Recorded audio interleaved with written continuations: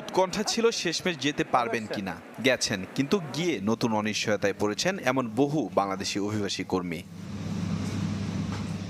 3 দিন ধরে কুয়ালালামপুর বিমানবন্দর আর এর আশপাশে চোখে মুখে হতাশা নিয়ে দেখা মিলেছে কয়েক হাজার বাংলাদেশির, যারা অপেক্ষায় আছেন নিয়োগকারীর। যারা অনুমোদন নিয়ে গেছেন তাদের হাতে গোনা কয়েকজন নিয়োগকারীর দেখা পেলেও বেশিরভাগই পাচ্ছেন না। মালয়েশিয়ায় বাংলাদেশ হাই কমিশনেরও হাত বাঁধা, চাইলেও খুব বেশি কিছু করার নেই তাদের। হাই কমিশনারের কিছু করার না থাকলেও এপারে বাংলাদেশ সরকার এ বিষয়ে ব্যবস্থা নেবে।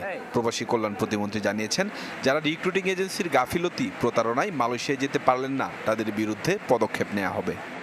এদিকে শুক্রবার মধ্যরাতে মালয়েশিয়ায় কর্মী ভিসায় যাওয়ার সময়সীমা শেষ হলেও রাজধানীর পল্টনে গিয়ে দেখা মিলল রিক্রুটিং এজেন্সির কাছে ধর্ণা দেয়া অভিবাসী কর্মীদের, যারা এখনও আশায় আছেন দেশটিতে যাবার। প্রায়